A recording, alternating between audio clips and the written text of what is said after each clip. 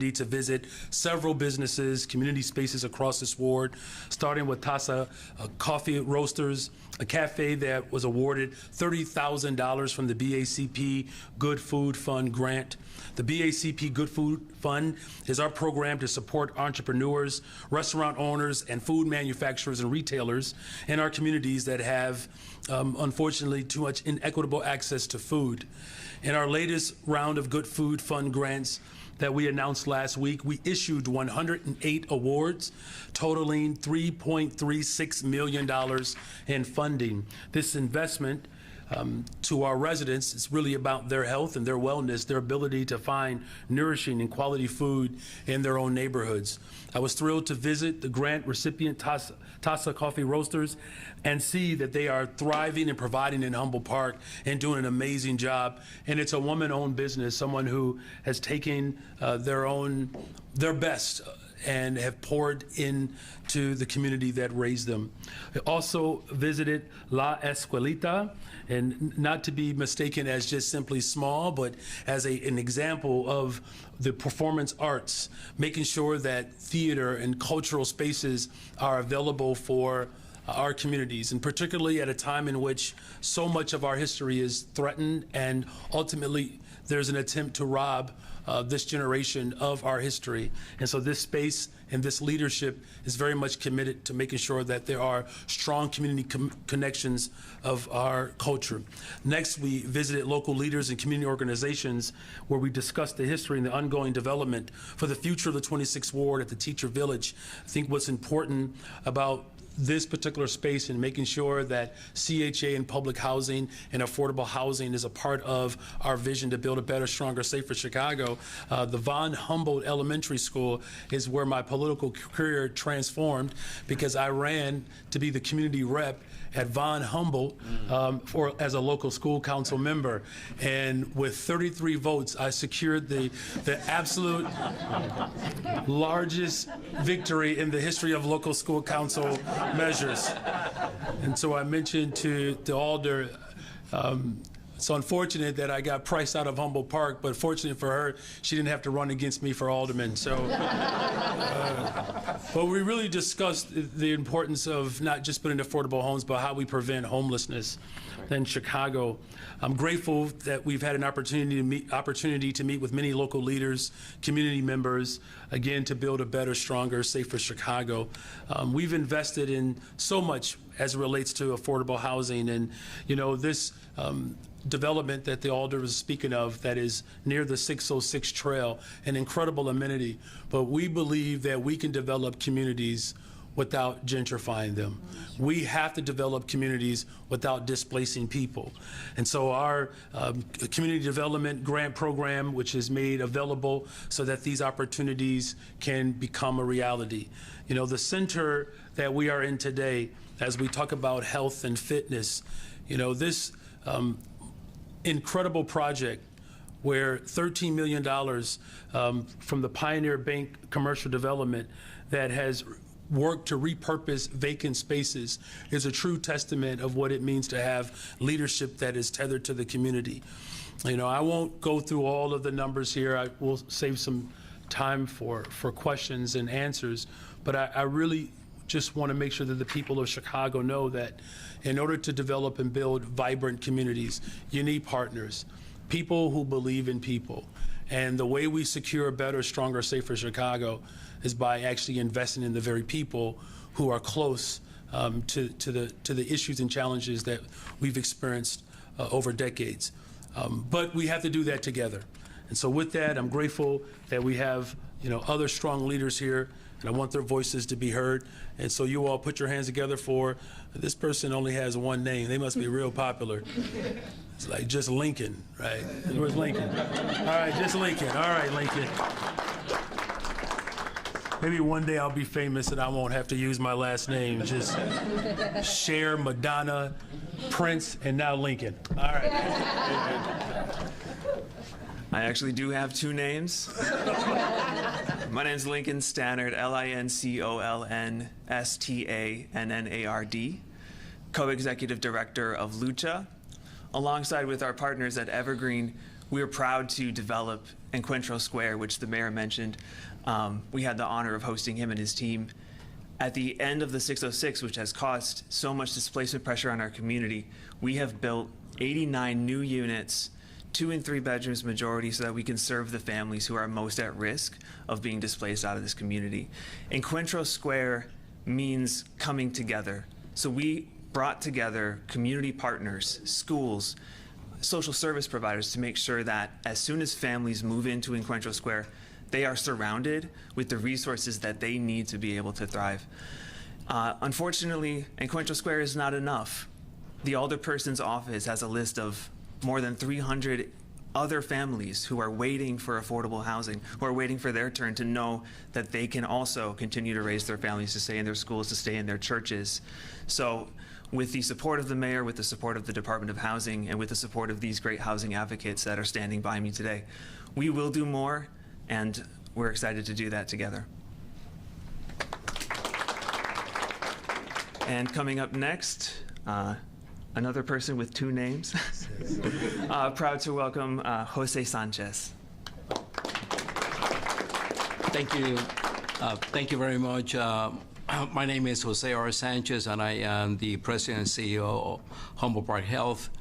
I am pleased to join Mayor Johnson and our elder person, Fuentes, as we just finished a discussion about affordable housing and housing in this community. Humboldt Park Health has been in this community for over 130 years. We have served the most underserved communities in the area of Humboldt Park. Today, we are pleased to join this group of experts in housing and discussing what's next. Humboldt Park Health is fully committed to develop 300 units of affordable housing to ensure that our community remain firm in our here, and that those individuals who have been here for many, many years would not be displaced as a result of gentrification in our community. We are fully committed to this.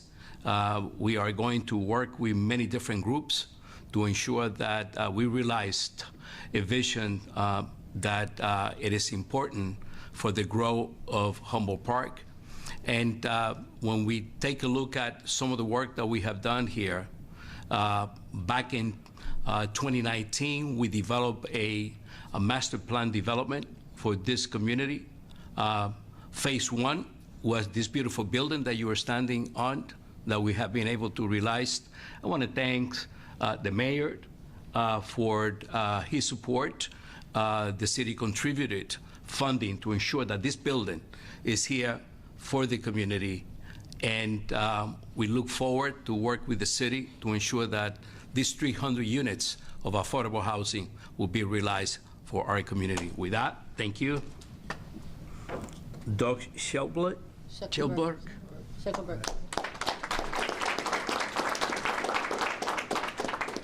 Good afternoon. My name is. Hey.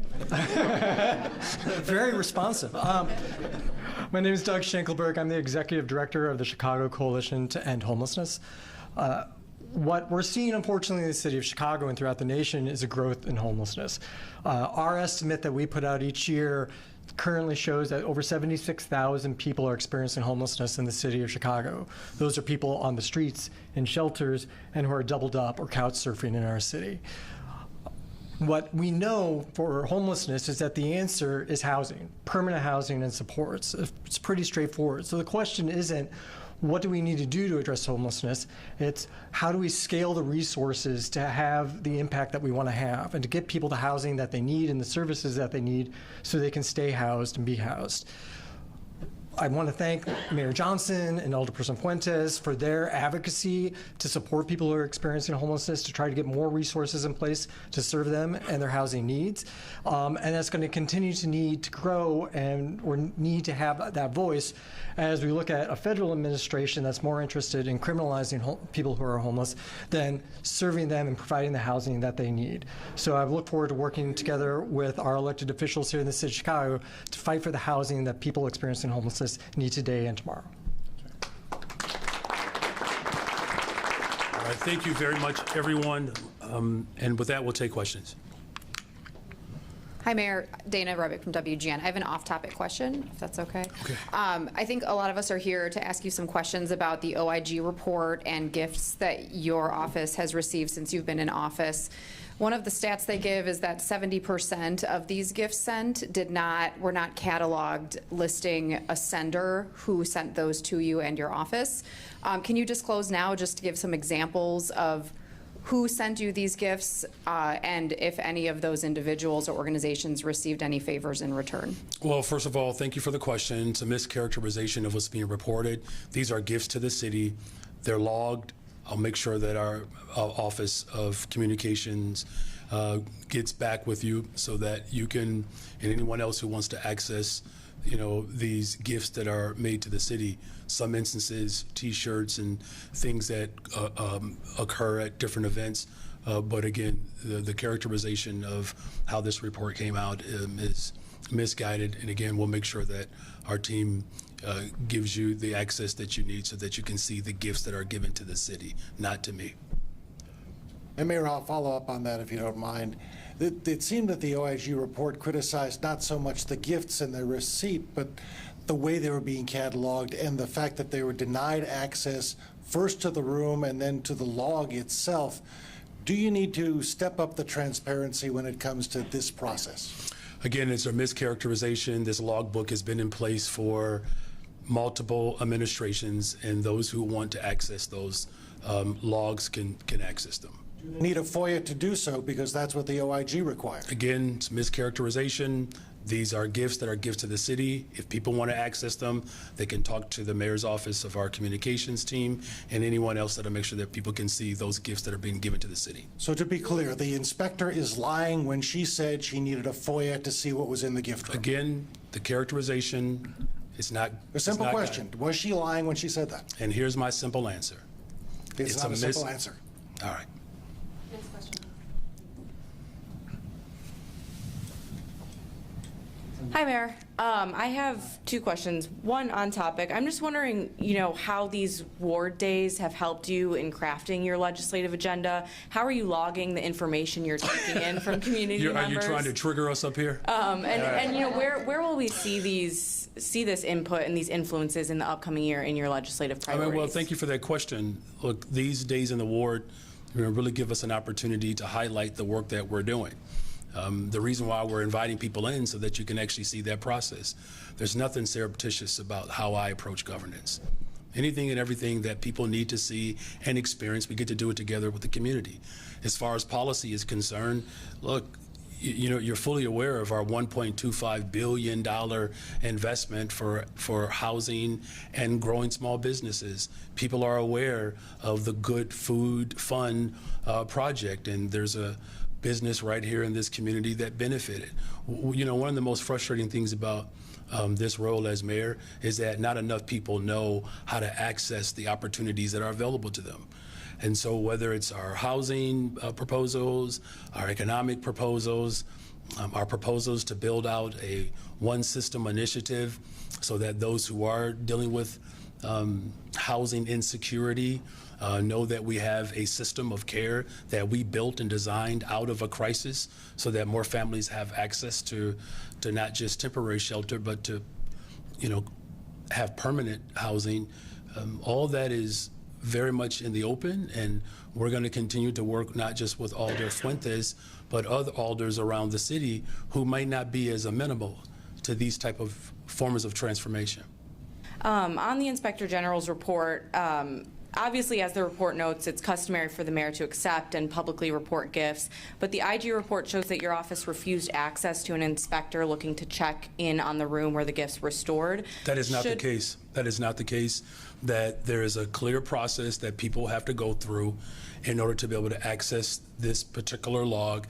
Again, the characterization that has been reported on is inaccurate. Okay. That does, I mean, my question was, should inspectors have to schedule an appointment, as your office asked the IG's office to do, in order to investigate or explore certain rooms in City Hall? And are you concerned that that sets So the question precedent? is whether or not random people should be able to just come into the mayor's office No, and the seek a inspector. room. When the inspector identifies There is a themselves. process that everybody has to go through. Nobody's above the law. There's a clear process, and again, for more information, we'll make sure that our comms team gives you all that you need.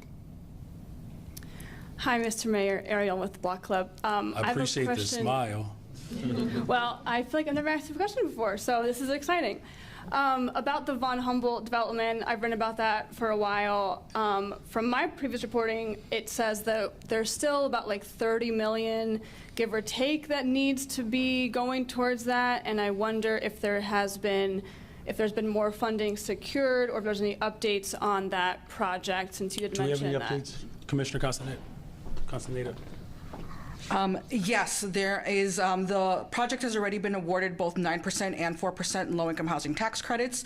There is an additional need that they have right now. We don't know exactly about what the number is. The last number was about $30 million, and we have committed that we will continue to work to make sure that that project can close that financial gap this year. This year, so by the end of the year, or By the before end of that? the year. Okay, thank you. And well done. Congratulations. There you go. Hey, Mayor. You just said that the OIG's team isn't above the law, basically. Do you not think that the law governs them differently in this case? I mean, that was certainly what they argued in the report itself, that your team should have complied with their efforts to see that room. The gifts that have been given to the city of Chicago, there is a log. Those gifts are logged. They're gifts to the city. There's a process by which individuals go through in order to access that log. That process is very open and transparent. If there's anything else that you need to know about this particular log, or if you actually want to see what's on the log, we'll make sure that our team gives you access. And another question, on the campaign trail, you had some sharp criticism of then candidate Trump. You told me you were opposed to someone trying to, quote, relitigate the Civil War. Do you think you've toned down that sort of rhetoric at all, and if so, why? Or not? You're asking me if I think that I've toned down my rhetoric? I think you've, how is the way you talk about Donald Trump changed, if at all, from the campaign to now? Well, I still believe that there are people who have not accepted the results of the Civil War.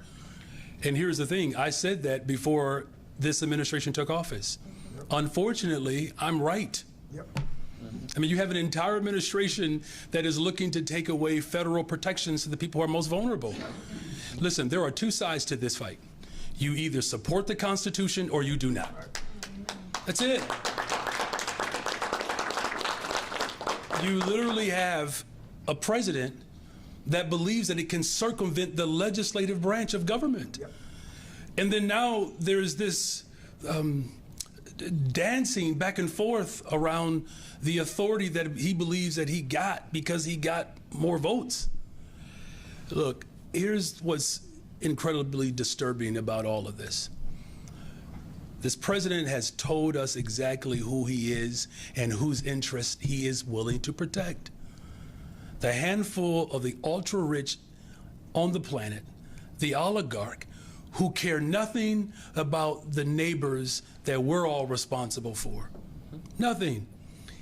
This president was prepared and willing to take away food from families, housing from families, health care for families. If that is not more, I don't know how clear I can be. Look, I've tried to warn people, and I know folks want to talk about gifts to the city, but we have an individual who is President of the United States of America, who is behaving under the same guise of other dictators who have caused harm to people on this planet. The real threat to our democracy, it's not a log.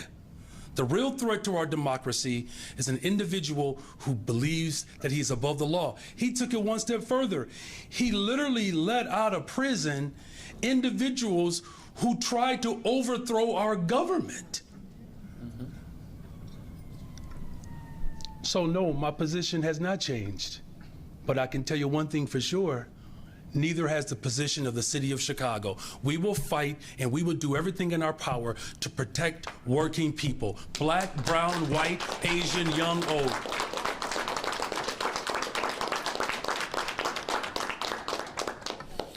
Hey, Mayor. Hey. I'm giving you a slight smile.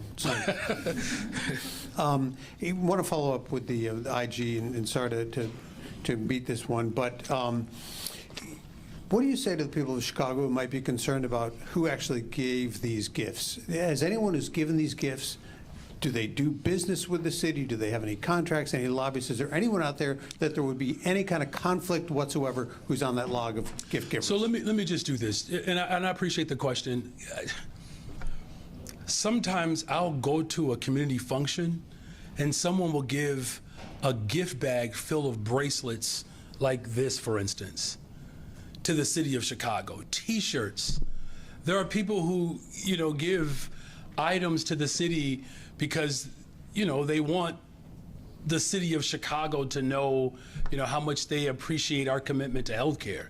I don't want people to think, you all, that there's some room in the city government where there's just a wall full of belts and socks and shoes and fancy hats.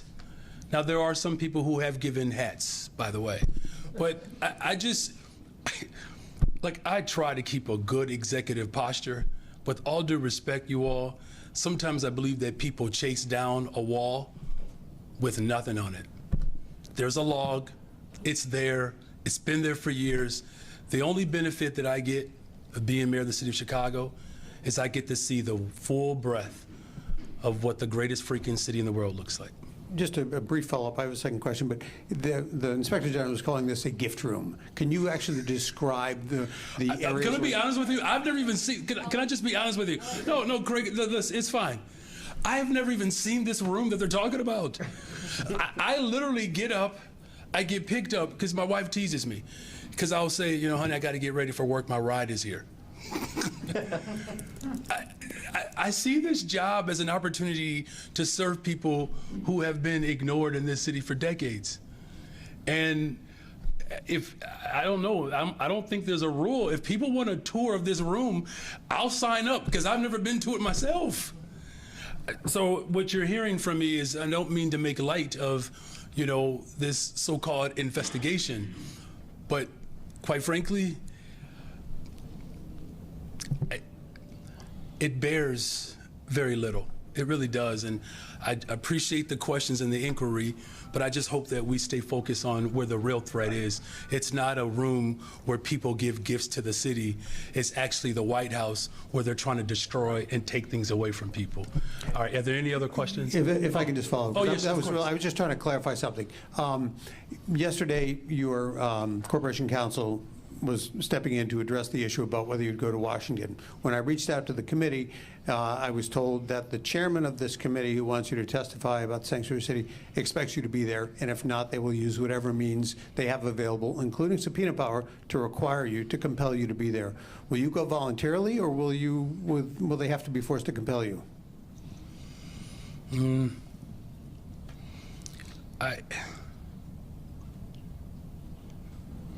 I wish the next time you talk to the committee chair, ask him if he would be interested in doing a hearing on how reparations can transform people's lives.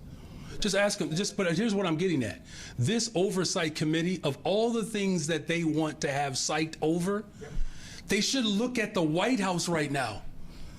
That White House is being ran in one of the most raggedy forms of government that I've ever seen. If anybody is questioning whether or not what our country would look like had the Confederacy won, there should be no question now. They want us to be afraid. Do not be afraid, Chicago. Whether it's an invitation or a subpoena, I'm always going to stand up for the interests of working people. And I will not be intimidated by some weak individual who won't stand up to an individual who believes he's a supreme being right now. You're worried about Chicago? Look in your front yard. We have a president right now who is obfuscating his responsibilities that should be very clear based upon the Constitution. He is rejecting the Constitution of the United States of America. And if they want to have a real discussion about undocumented individuals who are criminals, they should look at the very individuals who enslaved my people and colonized this land. So whether it's an invitation or a subpoena, the people of Chicago will not be intimidated or threatened by any individual who is unwilling to look in their own front yard of where the real threat to our democracy lies. Thank you all very much.